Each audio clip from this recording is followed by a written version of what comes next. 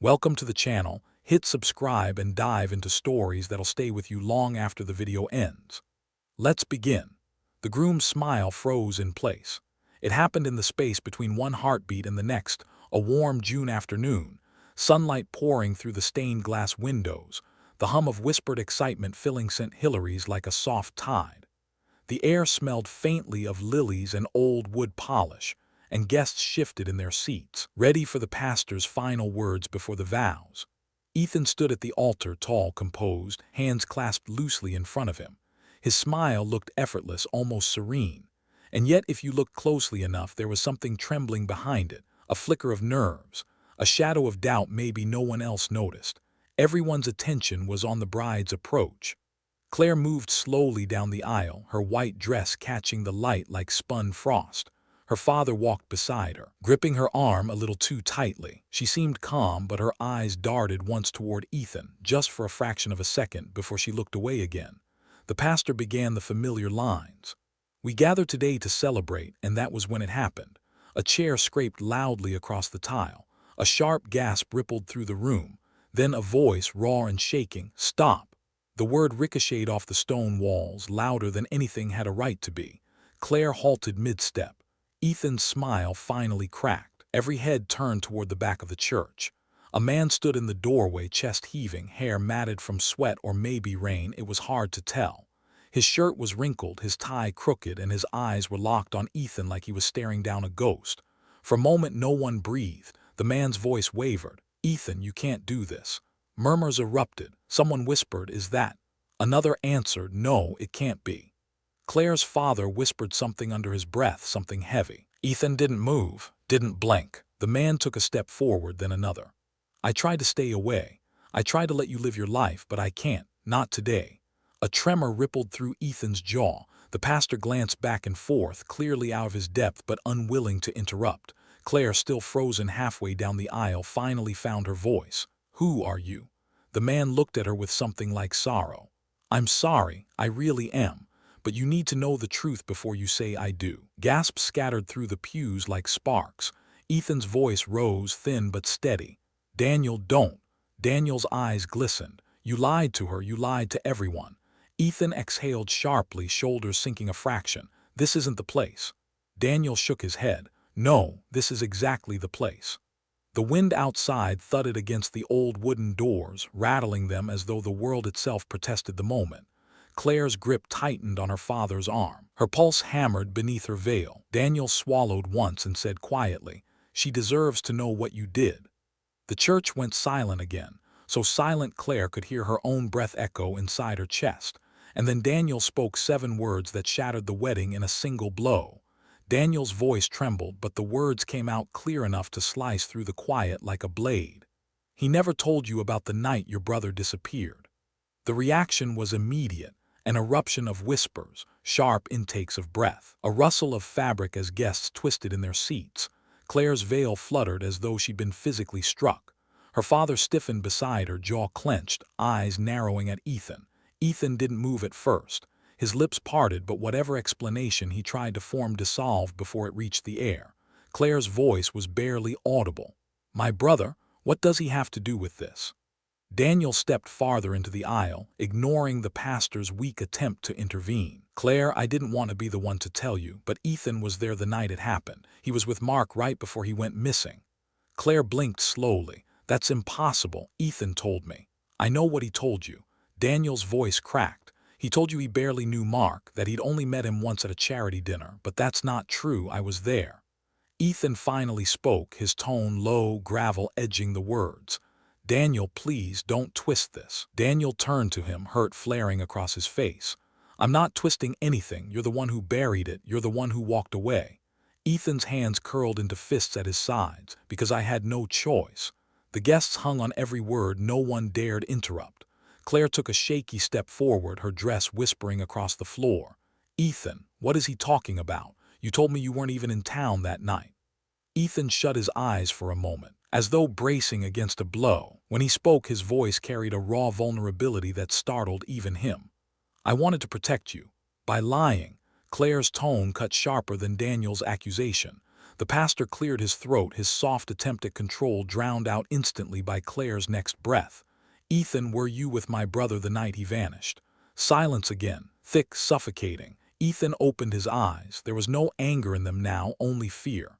"Yes." The words seemed to echo. Claire staggered slightly. Her father caught her elbow, eyes flashing toward Ethan with a fury that quiet men rarely allowed to surface. Daniel looked at the floor. "You should have told her." Ethan swallowed. "If I had, she would have never given me a chance. She would have walked away before we ever began." Claire wiped a trembling hand across her cheek. "You let me fall in love with you while hiding the worst night of my life." "It's not what you think," Ethan said quickly. "Mark wasn't Claire, he wasn't a victim. He didn't disappear, he ran." The room recoiled. Even Daniel looked startled. Claire's voice broke. "What do you mean he ran? Ran from what?" Ethan hesitated. Pain rippled across his face. "I can explain, but not here, not like this." Daniel stepped closer, anger simmering in his words. "She deserves to know now, all of it." Claire's breathing grew uneven. "Ethan, tell me the truth. What happened to Mark?" Ethan looked at her, then at Daniel, then back to her again, trapped between the present he built and the past breaking through its walls. His voice dropped to a whisper. "The night your brother disappeared, he asked me to help him escape, and I did." The church fell into stunned stillness, and Claire's eyes filled with something colder than grief, something that demanded the rest of the story. Claire's breath caught, suspended somewhere between disbelief and dread. "You helped him escape. From what?" Ethan's throat tightened. He looked down at his hands as though the truth were written there, waiting to be read aloud. "From himself," he whispered. Daniel let out a harsh exhale. "That's not the full story, Ethan." The pastor stood helplessly beside the altar, clutching his small book as though it might offer instructions for moments like this. Guests shifted in their pews uneasy, but no one dared leave. The doors at the back remained open behind Daniel, the afternoon light slashing across the floor like a reminder of the world outside, calm, ordinary, oblivious. Ethan lifted his gaze to Claire. "That night Mark called me out of nowhere. I hadn't heard from him in months. He sounded scared, desperate. He asked if I could meet him behind the old marina." Claire shook her head slowly. "The marina, why would he go there?" "Because he knew no one else would look for him there," Ethan said. "He didn't want your father to find him. He didn't want anyone to." Claire's father bristled, but she raised a hand to silence him, without looking away from Ethan. What was he running from? Ethan hesitated, and that hesitation felt like another betrayal. Daniel spoke instead, his voice roughened by old pain. "Mark got in over his head, with people he shouldn't have been involved with." Claire swallowed hard. "What people?" Ethan ran a hand over his face. "Loan sharks, not the kind you can negotiate with, not the kind you can pay off. Mark borrowed money to cover a string of bad choices, gambling mostly, but it spiraled. He thought he could fix it before anyone noticed." Claire's voice turned hollow. "That's not my brother, he wouldn't." "I didn't want to believe it either," Ethan said gently. "But when I met him that night, I saw the truth. He was terrified, said they'd hurt your family if he didn't disappear, said he'd rather vanish than let them touch any of you." The words seeped slowly into the room, heavy as water soaking into stone. Claire backed up a step. "So he ran, and you helped him vanish." Ethan nodded. "He begged me to drive him to the state line, to drop him at the bus station. He promised he'd contact you once he was safe, but you know he never did." Daniel's jaw tightened. He didn't run far enough. Ethan looked sharply at him. "You don't know that." Daniel stared back, something dark flickering in his eyes. "I do know that because I went looking for him when you wouldn't." Ethan's shoulders tensed. "I stayed away because he asked me to." Claire's voice dropped to a whisper. "You knew he was alive for at least some time." Ethan opened his mouth to answer, but Daniel cut in. "Mark wasn't alone that night. Someone else was waiting at the marina." Ethan's expression shifted, fear flashing fast, unmistakable. Claire turned toward Daniel slowly. "Who?" Daniel took a breath that shook. "A woman. I only saw her once, just for a second, but she was arguing with him. She gave him something, a small black envelope, and when she saw me, she bolted." Claire felt the floor tilt, her vision shimmering at the edges. "Do you know who she was?" Daniel answered without hesitation. "That's why I'm here." He stepped forward until he stood directly between Claire and Ethan. "Because Ethan knows exactly who she was." Ethan's face drained of color, and for the first time Claire felt fear turn its gaze toward the groom she thought she knew. Claire's pulse thudded in her ears, each beat sharper, louder, harder to ignore. She stared at Ethan, waiting for him to deny it, waiting for him to tell her Daniel was wrong. But Ethan didn't say a word. Daniel's voice dropped to a low, simmering growl. "Tell her, Ethan. Tell her who the woman was." Ethan's mouth tensed. His eyes flicked toward Claire, then away, haunted. "It's complicated." Claire stepped closer, her veil trembling with each breath. "Her name, say her name." Ethan swallowed once, then whispered, "Lena." The name slid through the air, unfamiliar yet instantly electric. A crackle traveled through the room, confusion, curiosity, dread. Daniel stared at him in disbelief. "You're still protecting her after everything?" Claire's eyebrows knitted. "Who is she?" Ethan's voice lowered. "She was Mark's friend, someone he trusted, someone who knew what he was involved in." Daniel snapped. "She wasn't his friend, she was the one who pulled him into the mess in the first place." Ethan didn't answer. His silence was more telling than words. Claire took a shaky breath.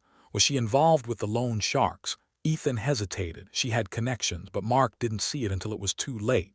Daniel added bitterly, and by then she owned him. A murmur rippled through the guests. Someone whispered, "This is insane." Another muttered, "Should we leave?" But no one moved. It was like watching a storm crash toward shore, terrifying, yet impossible to look away from. Claire looked between them, feeling her stomach twist. "And what does any of this have to do with you, Ethan?" He shut his eyes as though the question physically hurt. "Because I knew her before Mark ever did." Daniel's face hardened. "Knew her, you worked with her." Ethan's throat bobbed. "It wasn't like that." Claire stared, breath lodged in her chest.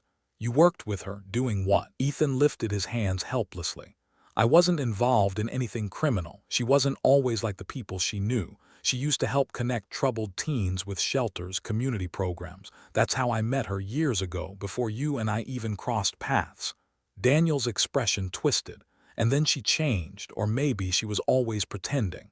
Ethan didn't argue. Claire's voice trembled. "How did she get involved with Mark?" "Because of me." Ethan murmured. "I introduced them." The room seemed to tilt sideways. Claire's breath hissed out. "You introduced my brother to the woman who dragged him into danger." "I didn't know who she truly was," Ethan said, voice strained. "Back then she was trying to get away from those connections. She said she wanted a fresh start." Daniel scoffed. "She lied to you, she used you." Claire shook her head slowly, disbelief swirling into something darker. "So Mark trusted her because you trusted her." Ethan's voice cracked. "Yes." Claire pressed her fingertips into her palm, grounding herself against the rising wave of betrayal. "So when you met Mark at the marina, she was there because she brought him there." Daniel's eyes sharpened. "She gave Mark that envelope. He told me it was the only leverage he had left." Ethan looked down. "I didn't know about the envelope then. I just knew he was scared. He said he'd explain later." Claire's voice was barely a whisper. "What was inside it?" Daniel exhaled through clenched teeth. "I spent months trying to find out, but the only person who truly knows is standing right here." He turned to Ethan, because Ethan met with her again after Mark vanished. Gasps echoed. Ethan's eyes widened in warning. Claire felt her heart stop. "You met her again? Why?" Ethan took a step toward her, desperation trembling through him. "To get answers, to find out where Mark went, but she—" A loud creak interrupted him. Everyone turned. The church doors, still ajar, shifted, the light from outside dimming as a figure stepped quietly into the threshold. A woman, dark hair, sharp eyes, a black envelope clenched in her hand. Claire felt her knees go weak as the woman spoke with a calm, cold voice that carried through every corner of the room. "Looks like I'm right on time." The woman's heels clicked softly against the stone floor as she stepped into the light. Lena. Her presence drew every gaze, every breath, every ounce of attention in the room. She moved with unsettling calm, as if she were walking into a meeting, not a wedding on the brink of collapse. She lifted the black envelope between two fingers. "No need for introductions," she said, her eyes sliding from Ethan to Daniel, then settling on Claire. "You've all been talking about me. It's only fair I get a chance to speak." Claire's father instinctively positioned himself between her and Lena, but Claire stepped forward anyway. Her voice, though trembling, held a fire she hadn't expected to find inside herself. "Did you know my brother?" she asked. Lena tilted her head. "I did." "Did you drag him into danger?" A faint smile touched Lena's lips, more sad than cruel. "He walked toward danger long before I met him. I just happened to be standing in the doorway." Daniel bristled. "You manipulated him, you used him." Lena's eyes hardened. I gave him a way out more than once. He refused every time. Ethan took a cautious step closer. Where is he, Lena? Tell her. Something flickered in Lena's expression, grief maybe, or regret. He left because he thought it was the only way to save all of you, me included. She shifted her gaze to Claire. Your brother wasn't running from loan sharks. He was running from what he did for them. A stunned hush fell. Claire shook her head. No, Mark wasn't like that. He got desperate, Lena said quietly. And desperation makes people do things they never thought they were capable of. Daniel clenched his fists. Then why didn't he come back? Why didn't he at least tell Claire the truth? Lena's voice softened, but the words didn't, because he knew she'd never forgive him and he couldn't bear that. The envelope trembled slightly in her grip. He wanted to leave you something, proof of everything he'd done, everything he couldn't undo, but he didn't want you to see it unless things went bad. Claire's eyes burned. And they did. Lena nodded. 3 weeks after he disappeared, he sent me a message. Just one. Tell her I'm sorry, that's all. Claire pressed a hand to her mouth, her breath breaking. Ethan reached out instinctively, but she stepped away from him. Lena held the envelope out. This is his confession, his apology. I kept it because he asked me to, but it doesn't belong to me.